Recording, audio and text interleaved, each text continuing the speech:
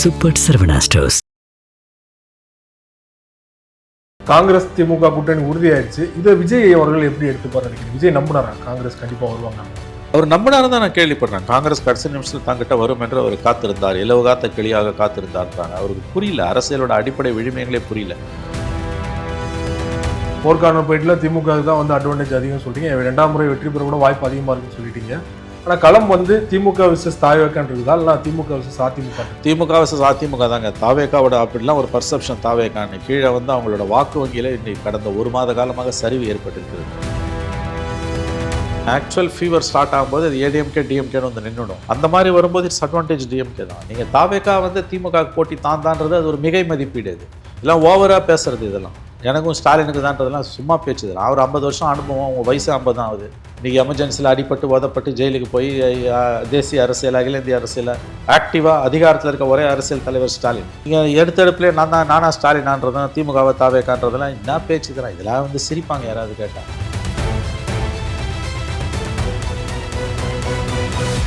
அரசியல் களம் நேயர்களுக்கு வணக்கம். இன்றைக்கு நம்ம நேர்காணலுக்காக மூத்த பத்திரிகையாளரும் அரசியல் திறனாய்வாளருமான திரு மணி அவர்கள் நம்மோடு இருந்திருக்கிறார். அவரோடு பேசலாம். சார் வணக்கம். வணக்கம். காங்கிரஸ் திமுக கூட்டணி உறுதியாயிருச்சு. இதை விஜய் அவர்கள் எப்படி எடுத்துப்பாரு நினைக்கிறேன்? விஜய் நம்பினாரா காங்கிரஸ் கண்டிப்பா வருவாங்க அப்படிங்கிறது? அவர் நம்பினாரு தான் நான் கேள்விப்படுறேன். காங்கிரஸ் கடைசி நிமிஷத்தில் தங்கிட்ட வரும் என்று அவர் காத்திருந்தார், இலவகாத்த கிளியாக காத்திருந்தார்ன்றாங்க. அவருக்கு புரியல, அரசியலோட அடிப்படை விழுமியங்களே புரியல. அவருக்கு இந்தியன் பாலிடிக்ஸோட அடிப்படையோ அல்லது தமிழ்நாடு அரசியலோட அடிப்படையோ இது ரெண்டில் ஏதாவது உன்னோட அடிப்படை ஒரு 10% தெரிஞ்சிருந்தா கூட அவருக்கு காங்கிரஸ் தாங்கிட்ட வரும்ன்ற எதிர்பார்ப்பு வந்தே இருக்காது. இது தமிழ்நாடு சென்ட்ரிக் எலெக்ஷன் இல்லை, இது நேஷனல் எலெக்ஷனு. நேஷனல் லெவலில் தான் காங்கிரஸ் இதை பார்க்கும். ஸ்டேட் எலெக்ஷன் தான், பட் காங்கிரஸ் இதை தேசிய பார்வையில் பார்க்கும். திமுக கிட்ட 32 எம்பிஸ் இருக்காங்க, 22 லோக்சபா எம்பிஸ், 10 ராஜ்யசபா எம்பிஸ். கடந்த 22 ஆண்டுகளாக இந்த அலையன்ஸ் தமிழ்நாட்டில் இருக்குது. 8 தேர்தலை ஒன்றா சந்தித்த அலையன்ஸ் தமிழ்நாட்டில், இந்தியாவில் எந்த மாநிலத்திலுமே காங்கிரஸுக்கு 22 வருஷமாக 8 தேர்தல்களில் ஒரு அலையன்ஸ் இருந்ததே கிடையாது. தமிழ்நாட்டில் தோத்தாலும் ஜெயித்தாலும் சோனியா காந்தியோட, ஏன்னா சோனியா காந்தி தான் இறுதி முடிவு. கார்கேவோ ராகுலோ பிரியங்காவோ கிடையாது. கண்டிப்பாக ராகுல் கிடையாது, கண்டிப்பாக கார்கே கிடையாது. Final decision is Sonia Gandhi. Sonia காந்திக்கும் திமுகவும் இருக்கக்கூடிய அண்டர்ஸ்டாண்டிங், சோனியா காந்தியோட கடந்த கால அரசியல் ஒருபோதும் அவங்க திமுகவை இழக்க மாட்டாங்க என்ற அடிப்படை அரசியல் புரிதல் இருந்திருந்தனா விஜய் வந்து காங்கிரஸை எதிர்பார்த்து காத்திருக்க மாட்டார். அவருக்கு அரசியல் அனுபவம் இல்லைன்றதுனால அவர் காத்திருந்தார் என்று ஏமாந்திருக்கிறார். ஆட்சி அதிகாரத்தில் பங்கு அப்படின்னு 1.5 வருஷத்துக்கு முன்னாடியே சொன்னாலும் ஏன் விஜய் அவர்கள்ட்ட போக தயங்குறாங்க? எப்படி போவாங்க? இப்போ அவர் ஆட்சி அதிகாரத்தில் பங்குன்னு சொன்னது ஒரே ஒரு கட்சியை வச்சு, யாரை? காங்கிரஸுக்கு. மற்றவங்களுக்குலாம் அந்த அழைப்பு கிடையாது. விசிகாவும் அது அப்படி நினச்சிக்கிறாங்க அவங்க. பட் விசிகாவும் போக மாட்டாங்க. விசிகாவை எதிர்பார்த்தது அவருடைய தவறு. காங்கிரஸுக்கு சொன்னது அத்தனை விசிகாவுக்கு பொருந்தும். விசிகா வந்து மதச்சார்பற்ற கொள்கையில் ரொம்ப தெளிவாக இருக்காங்க. பிஜேபி பாமக இருக்க இடத்துல இருக்க மாட்டோம் தெளிவாக திரும்ப சொல்கிறாரு. மோடி கவர்மெண்ட்டில் 12 வருஷத்தில் பிஜேபிக்கு விலை போகாத விரல் விட்டு எண்ணக்கூடிய தேசிய தலைவர்களில், தலித் லீடர்ஸில் திரும்ப தான் நம்பர் 1. அவர் எப்படி போவார்? அப்போ விஜயோட அரசியல் பக்குவமற்ற தன்மை, அரசியல் புரிதலற்ற ஒரு நடைமுறை அணுகுமுறை தான் இந்த நிலைமையில் அவரை வந்து கடைவிரித்தேன் கொள்வார் இல்லைன்னு கொண்டு வந்திருக்கு. அவர் கூப்பிட்டும் யாரும் போகல. பட் அந்த அழைப்பு மெயின் அழைப்பு வந்து காங்கிரஸுக்கு. விசிகா கூட 2வது. காங்கிரஸ் போவாது. எப்படி போகும்? அவே உங்களுக்கு திமுகவை வீழ்த்துறது நோக்கம்னா அது அதிமுகவோட சேர்ந்தால் மட்டுமே சாத்தியம். அதிமுகவை வீழ்த்தணும்னா திமுகவோட சேர்ந்தால் மட்டுமே சாத்தியன்ற குறைஞ்சபட்ச புரிதல் தமிழக அரசியலை பற்றி அரிச்சுவடி கூட விஜய்க்கு இல்லை என்ற காரணத்தால் தான் இன்றைக்கி அந்த நிலைமையில் அந்த கட்சி இருக்குது. போர்க்கான போயிட்டுல திமுக தான் வந்து அட்வான்டேஜ் அதிகம் சொல்லிட்டீங்க. 2ஆம் முறை வெற்றி பெற கூட வாய்ப்பு அதிகமாக இருக்குன்னு சொல்லிட்டீங்க. ஆனால் களம் வந்து திமுக விசஸ் தாவேக்கான் இருக்குதா இல்லை திமுக விசஸ் அதிமுக? திமுக விசஸ் அதிமுக தாங்க. தாவேக்காவோட அப்படிலாம் ஒரு பர்செப்ஷன் தாவேக்கான்னு கீழே வந்து அவங்களோட வாக்கு வங்கியில் இன்னைக்கு கடந்த ஒரு மாத காலமாக சரிவு ஏற்பட்டிருக்கிறது. சரிவு ஏற்பட்டிருக்குது. 27% வரைக்கும், 30லேருந்து 27 வரைக்கும் குறைஞ்சிருக்குன்னு அவங்க ஆளுங்களே சொல்கிறாங்க. நாட்பட அது கீழே குறையும், இன்னமும் கீழே குறையும். ஆக்சுவல் ஃபீவர் ஸ்டார்ட் ஆகும்போது அது ஏடிஎம்கே டிஎம்கேன்னு வந்து நின்றுடும். அப்படி தான் நான் அதை அவதானிக்கிறேன். அந்த மாதிரி வரும்போது இட்ஸ் அட்வான்டேஜ் டிஎம்கே தான். நீங்கள் தாவேக்கா வந்து திமுக போட்டி தான்றது அது ஒரு மிகை மதிப்பீடு. இது இதெல்லாம் ஓவராக பேசுறது. இதெல்லாம் எனக்கும் ஸ்டாலினுக்கு தான்றதெல்லாம் சும்மா பேச்சு தான். அவர் 50 வருஷம் அனுபவம், அவங்க வயசு 50 ஆகுது. இன்றைக்கி எமர்ஜென்சியில் அடிப்பட்டு உதப்பட்டு ஜெயிலுக்கு போய் தேசிய அரசியல், அகில இந்திய அரசியல் ஆக்டிவாக அதிகாரத்தில் இருக்க ஒரே அரசியல் தலைவர் ஸ்டாலின். நீங்கள் எடுத்தெடுப்புலேயே நானா ஸ்டாலினான்றதும் திமுகவை தாவேக்கான்றதெல்லாம் என்ன பேச்சு தான். இதெல்லாம் வந்து சிரிப்பாங்க யாராவது கேட்டால். அதனால் இது ரொம்ப ஓவர். இது நீ வந்து திமுகவை வீழ்த்துறது உங்கள் நோக்கம்னா ஏடிஎம்கே கூட்டணியில் தான் இருந்தாகணும். பிஜேபி இருக்குதா இல்லையான்றது தட் செகண்டரி. உங்கள் நோக்கம் திமுகவை வீழ்த்துறதுனா ஏடிஎம்கே அலையன்ஸில் இருந்தால் தான் முடியும், இல்லைன்னா முடியவே முடியாது. தனியாக எப்படி ஒரே நேரத்தில் ஏடிஎம்கேவை டிஎம்கேவை நான் எப்படிங்க வீழ்த்த முடியும்? ஸோ தமிழக அரசியலோட அரிச்சுவடி கூட அவருக்கு தெரியாதோட விளைவு தான் இன்னைக்கு இந்த இடத்துல நின்றுட்டு இருக்காரு. விஜய் அவர்கள் தாவேகா vs திமுக தான் போட்டின்னு சொல்றதை தாண்டி சமீபத்தில் தமிழ்நாட்டோட முன்னணி ஊடகம் வந்து ஒரு சர்வே எடுத்தாங்க. அதுல பாத்தீங்கன்னா முதல்ல திமுக இருக்காங்க, 2வது இடத்துல வந்து தாவேகா தான் இருக்காங்க. 6% வந்து அதிமுக தாவேகாவோட பின்வாங்கி இருக்கதா ஒரு புள்ளி ஒரு வந்து நீங்களும் பார்த்துருப்பீங்கன்னு நினைக்கிறீங்க. இல்லைங்க, நானும் கேள்விப்படுறேன் பார்க்குறேங்க. பட் எனக்கு என்னன்னா தேர்தல்கள் நெருக்கத்தில் ஏடிஎம்கே வந்து முன்னால் வந்துரும்னு எனக்கு தோணுது. எலெக்ஷன் ஃபீவர் ஸ்டார்ட் ஆகும்போது ஒரு டஃப் ஃபைட்டை கொடுக்க அவங்க தயாராகிடுவாங்க. இப்போ தாவேகாவோட வாக்கு வங்கியில் ஒரு சரிவு இருக்குங்க, ஆனால் ஏடிஎம்கேவோட வாக்கு வங்கியில் ஒரு மேலே எழும்பி வருது. அது ஒரு டவுன் ஸ்லைடும் ஒரு சர்ஜும் இருக்குது. ஏடிஎம்கே பொறுத்த வரைக்கும் கீழே இருந்து மேலே ஏறி வராங்க, தாவேகா மேலேருந்து கீழே ஏறி வராங்க. இன்றைய தேதியில் இப்போ நான் பார்த்தேன் அந்த டிஎம்கே ஃபஸ்ட்டு, 2 வந்து தாவேகா, 3 ஏடிஎம்கேன்றாங்க. எனக்கு தேர்தல் நேரத்தில் இது மாறும்னு தோணுது. களம் வந்து கடைசியில் திமுகவா அதிமுகவன் தான் வந்து நிற்கும் தான் நான் நம்புகிறேன். தாவேகாவால் வந்து ஒரு 234 தொகுதியிலையும் திமுக ஈக்குவலாக ஒரு ஃபைட்டை லான்ச் பண்ண முடியும்னு எனக்கு தோணலை. அப்படி ஒரு பர்செப்ஷன் இன்றைக்கி இருக்குது. ஓரளவு வாக்கு வங்கி இருக்குது, நான் மறுக்கல. நான் தேர்தல் நெருக்கத்தில் இது காணாமல் போகும். நான் இப்பயும் சொல்கிறேன், 234 தொகுதியில் டிஸ்குவாலிஃபை ஆகாமல் அவங்க கட்சியில் 234 பேரும் நாமினேஷன் போட்டாங்கன்னா அதுவே பெரிய சாதனை. அவ்வளோ பிரச்சனை இருக்குது. அங்கேருந்து ஆரம்பிக்கணும். அப்புறம் 15 நாள் கேம்பெயின், கடைசியில் வாக்குப்பதிவு நாள். இந்த ஆக்சுவல் எலெக்ஷன் இந்த கடைசி 30 நாள் தாவேகா எப்படி எதிர்கொள்ள போகிறதுன்றது தான் இன்றைக்கி நம்ம முக்கியமாக நுட்பமாக கவனிக்க வேண்டிய விஷயம். பல சிக்கல்கள் வரும், பல பேர் வேலை போவான், ஆளை கேண்டிடேட்டே தூக்குவானுங்க. நாமினேஷன் அக்செப்ட் ஆகிட்டு ஒரு நாள் வந்து வாபஸ் பெறத்துக்கு கடைசி நாள் அன்றைக்கி எத்தனை பேர் பிச்சுன்னு போவான்னு தெரியாது. இந்த கள நிலவரம் இருக்குது உள்ள. திமுக அண்ணா திமுக 2 பேரும் தாவேகாவை வேட்டையாடுவாங்க, 2 பேரும் வந்து வடிப்பாங்க போட்டு. இத்தனையும் மீறி நீ கேம்பெயினுக்கு போகணும். அவர் கேம்பெயினுக்கு வரமாட்டேன்னு அவரே சொல்லிட்டார். நான் ஜெயிச்ச பிறகு கிராமத்துக்கு வரேன்ட்டார். அப்போ அவர் தொகுதிக்கெல்லாம் போகிறதில்ல, பெரும்பாலான தொகுதிகளுக்கு அவர் போகிறது கிடையாது. அடுத்து தஞ்சாவூரில் வந்து மீட்டிங் போவார், அதெல்லாம் கொடுப்பாங்க. ஆக்சுவல் எலெக்ஷன் ஸ்டார்ட் ஆனோன்னா எல்லா தலைவர்களும் களத்தில் இருப்பாங்க. எடப்பாடி, ஸ்டாலின், சீமான் 3 பேரும் கடைசி 15 நாள் தமிழ்நாடு பூரா சுற்றிக்கிட்டே இருப்பாங்க. ஏதாவது ஒரு மாவட்டத்தில் 2 மாவட்டத்தில் இந்த 3 தலைவர்களும் பிரச்சாரத்தில் தொடர்ந்து இருப்பாங்க. இவர் எங்கே இருப்பார்? வீட்டில் இருப்பாரா? பனூரில் உட்காந்து இருப்பாரா? வீடியோ போட்டுன்னு இருப்பாரா? என்னங்க இது? அது எப்படி எடுப்பட சொல்லுங்கள். மோடி அவர்கள் கூட அதிகமாக வராது, விஜய் அவர்கள் இல்லை. இப்போ நீங்கள் மற்ற 3 தலைவர்களும் களத்தில் இறங்கி பம்பரமாக சுழலும் போது 15 நாள் இவர் வீட்டில் இருந்தாலும் என்ன பண்ணுவீங்க? தொடர்ச்சியாக வர கருத்து கணிப்புகள் வந்து தாவேகா 2வது இடம் அப்படிங்கிறத எதை உணர்த்துது? அதிமுக ரொம்ப வந்து டவுன் பண்ணுறதுக்காக இந்த மாதிரி கருத்து கணிப்புகள் வருதா, இல்லை உண்மையிலே தாவேகாக அந்த மாதிரி செல்வாக்கு இருக்குன்னு நினைக்கிறீங்க? இல்லை, டவுன் பண்ணுறதுக்காக வருது நான் நினைக்கல. களத்தில் அதிமுகவுக்கு தாவேகாக ஒரு செல்வாக்கு வந்து மேலெழும்பி வருதுன்றதை நான் ஒத்துக்கிறேன். என்னோட பாயிண்ட் வந்து இன்னும் 15 இன்னும் எலெக்ஷனுக்கு இன்னும் கிட்டத்தட்ட 2 மாதம் இருக்குது. நமக்கு 2 months இருக்குது. நோட்டிஃபிகேஷனே இன்னும் 10 நாள் பொறுத்தான். அதுக்கு பிறகு 40 days ஆகுது. செகண்ட் ஃபேஸ்னா மே 1st வீக் போச்சுன்னா 60 நாள் இருக்குது உங்களுக்கு. ஸோ குறைஞ்சது 40 நாளாக இருக்கும். அந்த 40 நாள் எலெக்ஷன் நெருங்க தாவேகா பின்னுக்கு தள்ளி அதிமுக போட்டியாளராக வந்துடும். திமுக வர்சஸ் அதிமுக தான் இருக்கும் தான் நான் நம்புகிறேன். ஆக்சுவல் கிரவுண்டில் வந்து நீங்கள் வந்து கேம்பெயினில் வந்து எலெக்ஷன் ஃபீவர் ஸ்டார்ட் ஆகும்போது நாமினேஷன், கேம்பெயின், போலிங் இவங்க இருக்க மாட்டாங்க. தாவேகா இப்போ இருக்க சுச்சுவேஷனில் இருக்க மாட்டாங்க. அப்போ ஏடிஎம்கே அந்த இடத்துக்கு வந்துடும் தான் எனக்கு தோணுது.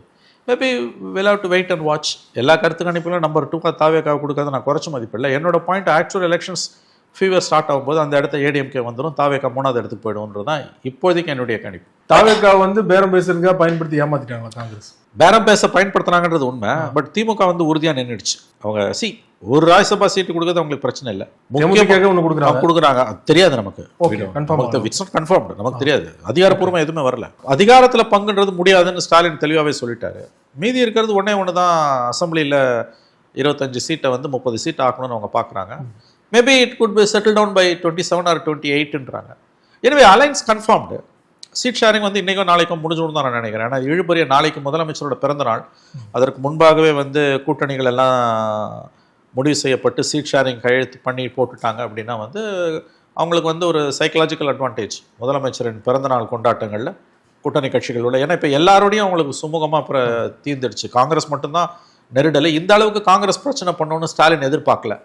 பட் இன்றைக்கி அது முடிவுக்கு வந்திருக்குன்னு தான் நான் பார்க்குறேன். கூட்டணி தொடரும், அதில் எந்த மாற்று கருத்தும் இல்லை. ஒன்ஸ் அக்ரிமெண்ட்டை சைன் பண்ணிவிட்டு பிரச்சாரத்துக்கு போயிட்டாங்கன்னா இந்த பிரச்சனைகள்லாம் பின்னால் போயிடும். 4 முனை போட்டு அது திமுக தான் அட்வான்டேஜ், பல முறை நம்ம சொன்ன மாதிரி. ஸோ களம் தெளிவாக தான் இருக்குது. எடப்பாடி சைடில் அவங்களுக்கு வந்து பெரிய அளவில் வந்து முன்னேற்றமே இல்லை. மோடி மதுராந்தகம் கூட்டத்துக்கு வந்துட்டு நாளைக்கு மதுரைக்கு போகிறாரு. அங்கே புதுசாக ஒரு கட்சி கூட என்டிஏ மேடையில் ஏற போகிறதா தெரியல. திருப்பரங்குன்றத்துக்கு மோடி போகிறதுன்றது வந்து ஒரு பிரச்சனை இருக்குது. ஹைகோர்ட்டில் ஜட்ஜ்மெண்ட் வாங்கி சுப்ரீம் கோர்ட்டுக்கு போயிருக்குது. 2 தரப்பினரிடையே பிரச்சனைன்னும் போது நாட்டின் பிரதம மந்திரி அந்த வழிபாட்டு தலத்துக்கு போவதை தவிர்க்கலாம். எத்தனையோ முருகர் கோயில் இருக்குது, அங்கே எங்கேயாவது மோடி போகலாம். திருப்பரங்குன்றம் போவது என்பது வந்து இன்னமும் பாஜகவுக்கு எதிரான உணர்வை தமிழ்நாட்டில் வலுப்படுத்தும், சிறுபான்மையின வாக்குகளை மேலும் மேலும் திமுக பக்கம் இருக்கும். ஸோ பிஜேபி மீண்டும் மீண்டும் தவறான ஒரு அரசியலைத்தான் செய்து கொண்டிருக்கிறது என்று நாம் பார்க்க வேண்டும். கிறிஸ்தோடங்கர் தான் தாவேக்காவோட கூட்டணி பேச்சுவார்த்தை பண்றதுக்கு ரொம்ப முயற்சி பண்ற மாதிரி அவருடைய பேட்டிகள்லாம் இருந்தது, சமிக்கைகள்லாம். இன்னைக்கு பாத்தீங்கன்னா செல்வ பிறந்தைய கை தான் ஓங்கின மாதிரி அவர் தான் பேசுறாரு. கிறிஸ்தோடங்கர் பக்கத்துல வச்சுக்கிட்டே வந்து அவருங்க சொன்னாரு, அவரெல்லாம் சொல்லல. செல்வ பிறந்தையை தான் கடைசியில் விட்டு போய்ட்டு அப்படின்னு. ஆமாமா, அந்த லைன் தான். ரெண்டு கருத்து காங்கிரஸ்ல வந்தது. காங்கிரஸ்குள்ளேயே ஸ்பிளிட் ஆஃப் ஒப்பீனியன் இருந்தது. ஒன்று வந்து கூடுதல் இடம் வாங்கி திமுக கிட்ட எவ்வளோ வாங்க முடியுமோ வாங்கி அதிகாரத்தில் பங்கு வாங்கணும்னாங்க. இன்னொரு தரப்பு வந்து வேண்டாம், நம்ம கொடுக்குறத வாங்கிட்டு போயிடுவோம், இது 22 வருஷமா இருக்க கூட்டணி, வெற்றி தான் முக்கியம், வெற்றி தான் முக்கியம், நம்ம வாங்கினாலும் ஜெயிக்கிறதுக்கு வாய்ப்பு அதிகம், ஆனால் விஜய் வந்து அன்டெஸ்டட், அங்கே போனால் நம்ம விளங்க மாட்டோம்னு ஒரு தரப்பு சொல்லிச்சு. இது மாநில அளவில் இல்லை, மத்திய அளவுலையுமே. ரொம்ப குறிப்பாக சொன்னால் ராகுல் காந்தி சொடாங்கர் பக்கம் நிற்கிறார், கூடுதல் இடங்கள் வாங்கணும், அதிகாரத்தில் பங்கு வாங்கணும், அதுக்காக எவ்வளோ தூரம் வேணால் மோதி பார்க்குறது. இவங்க சோனியா காந்தி அண்டு கார்கே வந்து இல்லை, நம்ம திமுக கொடுக்குறத வாங்கிட்டு போயிடுவோம், கூடிய வரைக்கும் கூட 2-3 சீட்டு கேட்போம், இல்லைனாலும் பரவாயில்ல, நம்ம இந்த அலையன்ஸ் தான் நமக்கு வேணுன்ற முடிவில் இருக்காங்க.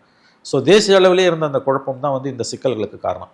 இன்றைக்கு அது முடிவுக்கு வந்திருக்கிறது, பிரச்சனை தீர்ந்துடுச்சு நான் நம்புறேன். அலைன்ஸ் செட்டில்டு, ஒன் செட்டில்டாகி அக்ரிமெண்ட் கழித்து போட்டாங்கன்னா முடிஞ்சிடும். ராகுல் காந்தி முயற்சி அப்போ தோல்வி அடைஞ்சதாக எடுத்துக்கலாம். அப்படித்தான் பார்க்க வேண்டும், அப்படித்தான் பார்க்க வேண்டும். சரி, அவர் பண்ணுற தப்பு, நீங்கள் தனியாக நிற்கணும், அதிகாரத்தில் பங்கெல்லாம் இன்றைக்கி ஆரம்பிக்கக்கூடாது. மக்களவைத் தேர்தல் முடிஞ்ச உடனே 2024 ஜூனில் ஆரம்பிச்சிருவோம். 2 வருஷம் கட்சியை பலப்படுத்துறதுக்கான என்ன நடவடிக்கை எடுத்தீங்க? திமுகவுக்கு எதிராக எத்தனை ஆர்ப்பாட்டங்களை நடத்துனீங்க? கூட்டணியில் இருக்க சிபிஎம்மும் விசிகாவும் செய்த அளவு கூட நீங்கள் ஆர்ப்பாட்டங்களை நடத்தலை. திமுகவோட ஒரு தொங்கு சதையாகவே காங்கிரஸ் மாறி போயிடுச்சு. இத்தனைக்கும் ஆட்சி வந்து திமுகவோடது. ஆட்சியில் வரக்கூடிய சாதனைகளுக்கு கிரெடிட் மொத்தத்தையும் அவங்க எடுத்துகிட்டு போயிடுவாங்க. ஆட்சியில் வரக்கூடிய அவலங்களுக்கு கூட்டணி கட்சிகளுக்கு பங்கு. இந்த வினோதமான நிலைமை தான் இந்த சிக்கலுக்கு காரணம். நீங்கள் உண்மையான எதிர்கட்சியாக, ஆக்கப்பூர்வமான எதிர்கட்சியாக 2 வருஷமாக செயல்பட்டு இருந்தீங்கன்னா இன்றைக்கி திமுகவை வந்து ப்ரெஷர் பண்ணி கூடுதல் இடங்கள் வாங்க முடியும். இன்றைக்கி அது பண்ண முடியாது. நேற்று வரைக்கும் திமுகவில் ஒரு அங்கமாக இருந்துட்டு திமுக சொல்கிறதுக்கெல்லாம் ஜால்ரா தட்டிட்டு திமுகவை திமுகவை பிஜேபி விமர்சனம் பண்ணால் திமுக காரனே அமைதியாக இருக்கும்போது முந்திரி கொட்டை மாதிரி முந்திக்கின்னு போய் வந்து திமுகவை காப்பாற்றுற வேலையை, முட்டு கொடுக்குற வேலையை ஆங்கிலத்தில் சொல்லுவாங்க, மோர் லாயல் தேன் த குயின். அந்த மாதிரிலாம் நீங்கள் பண்ணீங்க. இப்போ அவ்வளோ தூரம் பண்ணிவிட்டு இப்போ என்ன இருக்குது உங்களுக்கு? இப்போ திடீர்னு வர்றதுக்கு என்ன இருக்குது? ஆகவே இது நல்ல முடிவு. கூட்டணிகளுக்கு 2 கட்சிகளுக்கும் இது நல்ல முடிவு. ஐ திங்க் இந்த கிட்டத்தட்ட ஒரு 2 மாதங்களாக, 1 மாதமாக, குறிப்பாக 1 மாதமாக நிலவிய குழப்பம் முடிவுக்கு வந்து விட்டது என்று நான் கருதுகிறேன். பெர்செப்ஷன் அப்படிங்கிறது ரொம்ப முக்கியம். ஒருவேளை வந்து காங்கிரஸ்க்கு பெரிய அளவு செல்வாக்கு இல்லாட்டினாலுமே காங்கிரஸ் வெளியேறினா பெர்செப்ஷன் வைஸ் வந்து பெரிய தோல்வி அடைஞ்சதா பார்க்கப்படும் இல்லையா? அதுல வந்து ஸ்டாலின் வெற்றி அடைஞ்சிட்டார், கண்டிப்பாக வெற்றி பெற்று விட்டார். கரெக்டாக சொன்னீங்க. காங்கிரஸ்ன்றது வெறும் அந்த 4% ஓட்டு, 3% ஓட்டு இல்லை. 3% வச்சுக்கிட்டீங்கன்னா கூட அந்த காங்கிரஸ் திமுகவோட இல்லைன்னா பர்செப்ஷன் வைஸ் திமுக அது ஒரு பெருத்த பின்னடைவு. மறந்துடாதீங்க, 2016 மக்கள் நல கூட்டணி பிரித்த 1.5% ஓட்டில் தான் ஜெயலலிதா 2வது முறை ஜெயிச்சாங்க. அப்போ 3% போது காங்கிரஸ் இல்லைன்னா திமுகவால் தனி மெஜாரிட்டி 118 சத்தியமாக வாங்க முடியாது. இது உங்களையும் என்னையை விட ஸ்டாலினுக்கு தெரியும். அதனால தான் காங்கிரஸை கூட வச்சிருக்காரு. கடந்த 1 மாதமாக காங்கிரஸ் கொடுத்த குடைச்சலுக்கு அவர் ஏன் காங்கிரஸை வெளியேற்றாமல் கூட வைத்திருந்தார்? அவருக்கு தெரியும். ஏன்னா அவருக்கு அதிகாரம் இருக்குது, கையில் பவர் இருக்குது, அவருக்கு 50 வருஷம் பொது வாழ்க்கையில் அனுபவம் இருக்குது. காங்கிரஸ்ன்றது இந்த 3% 4% ஓட்டு மட்டும் இல்லை, இட்ஸ் பர்செப்ஷன். நீங்கள் ஜெயிச்சா பத்தாது சிவா, தயவு செஞ்சு அதை புரிஞ்சுக்கோங்க. 118 வாங்கி ஜெயிக்கணும், அதுதான் சிம்பிள் மெஜாரிட்டி. இன்றைக்கி 135 இருக்குது உங்களுக்கு. கடந்த முறை தேர்தல் முடிவுகள் 6 மணி நேரம் எழுபறியில் ஓடிச்சு. 10 ஆண்டு ஏடிஎம்கே கவர்மெண்ட்டு ஜெயலலிதா மாதிரி ஒரு பெரிய தலைவர் இல்லாமல் 10 ஆண்டு ஆன்டி இன்கம்பன்சிக்கு பிறகும் அவங்க எவ்வளோ முண்டி அடிச்சு தான் வந்து 135 வாங்கினாங்க. 3% என்பது தான் டிஃபரன்ஸ். இன்றைக்கி ஆட்சி அதிகாரத்தில் இருக்கும்போது ஆன்டி இன்கம்பன்சி இருக்குது. 21 மக்கள் ஆர்வமாக வந்து திமுக ஓட்டு போட்ட மாதிரி 26 ஓட்டு போடுவாங்கன்னு கனவு காணாதீங்க. அதெல்லாம் வந்து அவ்வளோ ஈஸி கிடையாது. கடந்த 55 வருஷம் வரலாறு, பதவியில் இருக்கும்போது திமுக அதிகாரத்துக்கு வந்ததே கிடையாது. அப்போ வரலாறு திமுக எதிராக நிற்குது. History is against DMK. But still 4 முனை போட்டின்றதுனால திமுக அட்வான்டேஜ்ன்றதை நான் ஒப்புக்கொள்கிறேன். ஆனால் இதை நீங்கள் வந்து ஒரு மிக்சடு பேக்காக தான் நீங்கள் பார்க்கணும். It could B anybody's game. இப்படியும் போகலாம், அப்படியும் போகலாம். கூடுதல் வாய்ப்பு, அதாவது வந்து அட்வான்டேஜ் யாருக்குன்னா டிஎம்கே அலையன்ஸ்க்கு, அதில் எந்த சந்தேகமும் வேணாம். நம்பர் 2, ஜெயிச்சா திமுக பத்தாது, எப்படி ஜெயிக்கிறேன்றது முக்கியம். 118 வாங்கி ஜெயிக்கணும். ஒரு கலைஞர் 2006 வாங்கின மாதிரி 96 சீட்டு 98 சீட்டு வாங்கி ஒரு 20-22 சீட்டு துண்டு விழுது. ஏன் 100 சீட்டை நீ வாங்குற, ஒரு 18 சீட்டு 20 சீட்டு துண்டு விழுதுன்னா கண்டிப்பாக கவர்னர் ஆட்சி அமைக்க கூப்பிட மாட்டார் இந்த கவர்னர், இல்லையா? அப்போ நீங்கள் கவர்னர் வந்து உங்களை ஆட்சி அமைக்க அழைக்கணும்னு கோர்ட்டுக்கெல்லாம் போனீங்கன்னா அவ்வளோ சீக்கிரம் கோர்ட்லலாம் இந்த மாதிரி விஷயங்களை தலையிட மாட்டாங்க. கவர்னரும் சென்ட்ரல் கவர்மெண்ட்டும் என்ன நினைக்கிறாங்களோ அதான் முக்கியம். ரைட் ராயில் 118 இருந்ததுன்னா கூப்பிட்டே ஆகணும். 100 சீட்டு 102 சீட்டு வருதுன்னா கூப்பிட மாட்டார் கவர்னர். அப்படி கூப்பிடலன்னா நீங்கள் நெருக்கடியில் மாட்டுவீங்க. அப்போ என்னன்னா, நீங்கள் அதிகாரத்தை ஆட்சி அமைக்க அதிகாரம் கோராமலும் அமைதியாக இருக்க முடியாது, நாங்கள் எதிர்கட்சியில் உட்காரோன்னு இருக்க முடியாது, கோரவும் முடியாது, கோருவீங்க. ஆனால் எங்கள் நம்பர்ஸ்னு கவர்னர் கேட்பார். அப்போ அந்த இழுபறி நீடிக்குது. இன்னும் மோசமான ஒரு இழுபறி வருதுன்னு வச்சுக்கோங்க. 90 சீட்டு இவங்க எதிர்கட்சிகள்லாம் சேர்ந்து 80 சீட் அப்படி வராது, நான் நம்புகிறேன். ஒரு வேளை வந்ததுன்னா கவர்னர் விளையாடுவார். அப்போ யாருக்கு மெஜாரிட்டிலாம் 2 மாதம் பிரசிடென்ட் ரூல் போடுவான். இப்படி தான் நடந்திருக்கு பல மாநிலங்கள். அந்த 2 மாதத்தில் அவங்க கண்ட்ரோலில் இருக்கும். என்ன நடக்கும்ன்றதை உங்கள் கற்பனைக்கு நான் விட்டுடுறேன். ஆகவே அந்த நிலைமை வராதுன்னு நான் நம்புகிறேன். ஏன்னா இந்த அலைன்ஸ் வந்து அவங்களுக்கு திமுகவுக்கு தனிப்பட்ட முறையிலேயே 118 வந்துடும் தான் எனக்கு தோணுது. ஏன்னா 4 கார்னர் ஃபைட் இது, திரும்ப நான் சொல்கிறேன். அதனால் it's clear advantage for DMK. காங்கிரஸை அவர் கைவிட மாட்டார்னு உறுதியாக நான் ஆரம்பத்துலேருந்து சொல்லிட்டு இருக்கேன். அதான் இன்றைக்கி நடந்திருக்கு. காங்கிரஸை திமுக கைவிடாது. கூட்டணி கிட்டத்தட்ட உறுதியாயிடுச்சு. இவ்வளோ நாள் வந்து சோசியல் மீடியாவில் நடந்த மோதல் வந்து களத்தில் எதிரொலிக்கு நினைக்கிறீங்களா காங்கிரஸ் வர்சஸ் திமுக? இல்லைங்க, அதெல்லாம் ஒன்றும் கிடையாது. சோஷியல் மீடியா ஒன்றும் பெரிய இம்பாக்ட்லாம் கிடையாதுங்க. அது வந்து அந்த நேரத்தில் அரிப்பை சொரிஞ்சிக்கலாமே ஒழிய காமன் ஓட்டர் மத்தியில் சோஷியல் மீடியா சண்டை, திமுக காங்கிரஸ் சண்டை அது பெருசாக எதிரொலிக்காது. பட் ஐ அக்ரி, 21 காங்கிரஸோட வாக்கு அது 3%, 4%, அந்த வாக்கு வங்கி அப்படியே இந்த முறை டிஎம்கே ட்ரான்ஸ்ஃபர் பண்ணுமானா தட்ஸ் $1 மில்லியன் கொஸ்டின். அதில் பர்சன்டேஜ் அது 0.5% இருக்கலாம், 1% இருக்கலாம். கண்டிப்பாக திமுக எதிராக விஜய்க்கு போக வாய்ப்பு இருக்குது. பட் ஸ்டில் இட்ஸ் 4 கார்னர் ஃபைட்டுன்றதுனால திமுகவுக்கு எதிரான வாக்குகள் 3 உடையிறதால இட்ஸ் அட்வான்டேஜ் டிஎம்கே. அதில் எந்த சந்தேகமும் உங்களுக்கு வேணாம். இந்த சோஷியல் மீடியா போஸ்டிங்காலெல்லாம் வந்து எந்த விதமான டிஸ்டர்பன்ஸும் தேர்தலில் திமுக காங்கிரஸ் கூட்டணி இருக்கவே இருக்காது. அது ஒன்றும் ஒரு பெரிய ஃபேக்டரே கிடையாது. அதில் எழுதுகிற மாதிரி நடந்துப்பான்னு நீங்கள் சொல்ல முடியாது. ஊராக பிறந்திருக்குது. திமுக பிடிக்காதவன் கூட வந்து காங்கிரஸை கேவலமாக திட்டினவன் கூட அலையன்ஸ் வந்த பிறகு அதை பாராட்டி தான் எழுதுவோம். அதுக்கு பிறகு காங்கிரஸை திட்ட மாட்டான். ஓட்டை போடுறது அவன் திமுக விரும்புகிறவன் திமுக ஓட்டு போகிறான், திமுக விரும்பாதவன் எழுதினாலும் எழுதாட்டியும் அவன் திமுக எதிராக தான் குத்த போகிறான். So doesn't make sense. ஆகவே இந்த சோஷியல் மீடியா சண்டே வந்து இந்த அலையன்ஸை கெடுக்கக்கூடிய, இந்த அலையன்ஸில் பாதிப்பு ஏற்படுத்தக்கூடிய ஒரு அம்சமாக நாம் பார்க்க வேண்டிய அவசியம் இல்லை. இந்த தேர்தலில் திமுக கண்டிப்பாக மெஜாரிட்டியை பெற்றே வரணும் அப்படிங்கிற ஒரு அழுத்தத்தில் இருக்காங்க இல்லையா? சென்ற முறையை விட கூட்டணியில் இந்த முறை தேமுதிக, மக்கள் நீதி மையம்லாம் எக்ஸ்ட்ரா இணைஞ்சிருக்காங்க. சில சிறிய கட்சிகள் எஸ்டிபி கூட இணைஞ்சிருக்காங்க இல்லையா? ஸோ வந்து எந்த கட்சியுமே பார்த்தீங்கன்னா போனாட்டி வாங்கினதை விட கம்மியான சீட்டு ஒத்துக்க போகிறதில்ல.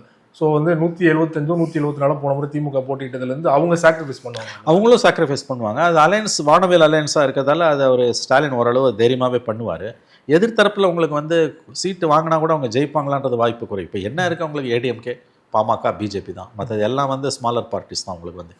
இப்போ நீங்கள் இதில் பார்த்தீங்கன்னா வந்து உங்களுக்கு வந்து ஏடிஎம்கேக்கு ஒரு பெரிய நெருக்கடி என்னன்னு கேட்டிங்கன்னா, தென் மாவட்டங்களில் வந்து அவங்களுக்கு ஒரு சிக்கல் வருது. டிடிவி வந்தாலுமே 2 விஷயம். ஒன்று வந்து முக்குளத்தோர் மத்தியில் எடப்பாடி மேலே கவுண்டர்கள் நம்மளை ஆதிக்கம் செலுத்துகிறார்கள் என்ற ஒரு பர்செப்ஷன் ஒரு தரப்பினரிடம் இருந்து கொண்டு இருக்கிறது. அதில் இந்த 10% ரிசர்வேஷன்லாம் வந்து அவங்கள எதிராக திருப்பி இருக்கு எடப்பாடிக்கு. அது ஏடிஎம்கேக்கு ஒரு சேலஞ்ச். என்ன தான் டிடிவி கூட வந்தாலும் சசிகலா ஃபேக்டர் வந்து ஒரு 10-12 தொகுதியில் டேமேஜ் ஏற்படுத்தலாம், சிறிய அளவில் டேமேஜ் ஏற்படுத்தலாம். So it's advantage DMK. எப்படி பார்த்தாலுமே வந்து இது திமுகக்கான அட்வான்டேஜ் தான். இது வந்து என்னுடைய கணிப்பு அவங்க 118 வாங்கிடுவாங்கன்னு தான் எனக்கு தோணுது. 4 கார்னர் ஃபைட்னா இட்ஸ் கான் கன்க்ளூஷன். 89 நான் அடிக்கடி சொல்லுவேன், பல தடவை சொல்லியிருக்கேன், பல பேட்டிகளில் சொல்லியிருக்கேன், உங்ககிட்டே 2-3 தடவை சொல்லியிருக்கேன். 89 தான் 4 முனை போட்டி. ஏடிஎம்கே 2 உடையுது, ஜானகி ஜெய அணின்னு. மூப்பனார் தனியாக நிற்கிறாரு, 26% ஓட்டு. திமுக 4 கார்னர் ஃபைட் இஸ் ஆல்வேஸ். அதுவும் ஏடிஎம்கே ரெட்டையில் இருந்தால் கூட பரவாயில்ல. ரெட்டையில் இருக்குது, பட் அதில் ஒரு சேதாரம் ஏற்பட்டிருக்கு. ரெட்டையில் பழைய ரெட்டையில் இல்லை. அது நீங்கள் பார்லிமெண்ட் எலெக்ஷனில் வந்து தென் மாவட்டங்களில் 5 தொகுதியில் டெபாசிட் காலியாகுது. It's a dangerous signal. It's advantage DMK. தெளிவாக இது திமுகக்கான தேர்தலாகத்தான் நினைக்கப்படுகிறது. அவர்கள் 2வது முறையாக திமுக ஆட்சியை தக்க வைத்துக் கொள்வது கிட்டத்தட்ட உறுதி என்று தான் நான் நம்புகிறேன். ஒரு பக்கம் சசிகலா நீங்கள் சொல்கிற மாதிரி சில தொகுதிகளில் சின்ன மாற்றம் ஏற்படுத்தினாலும் அது ரிசல்ட்டில் வந்து மாறும். இன்னொரு பக்கம் ஓபிஎஸ் அவர்களும் திமுக சேர்ந்திருக்காருன்னா தென் மாவட்டங்களில் பெரிய அடி உள்ள வாய்ப்பு இருக்கு நினைக்கிறேன். அதிமுக சேதாரம் இருக்கலாம் தான் சிவா தோணுது எனக்கு. பெரிய அடியான்னு தெரியல, பட் சேதாரம் இருக்குது. ஏன்னா டிடிவி வந்து என்டிஏக்குள்ளே போனது பெரிய அளவில் ஏடிஎம்கேக்கு முக்குளத்தோர் மத்தியில் வாக்குகளை கொண்டு வருமானா கொண்டு வரல, அதிருப்தி இருக்குது. எம்ஜிஆர், ஜெயலலிதா, கருணாநிதி இவங்கெல்லாம் வந்து ஜாதிகளை, ஸ்டாலின் உட்பட ஜாதிகளை கடந்த தலைவர்கள். எம்ஜிஆர், ஜெயலலிதா, கருணாநிதி, ஸ்டாலின் இவங்க எல்லாமே வந்து ஒரு ஜாதிக்கான தலைவர்கள் கிடையாது. பட் அன்ஃபார்ச்சுனேட்லி எடப்பாடி வந்து அந்த தோற்றத்தை முக்குளத்தோர் மத்தியில் உருவாக்கல, குறிப்பாக அந்த சமூகத்து மத்தியில்.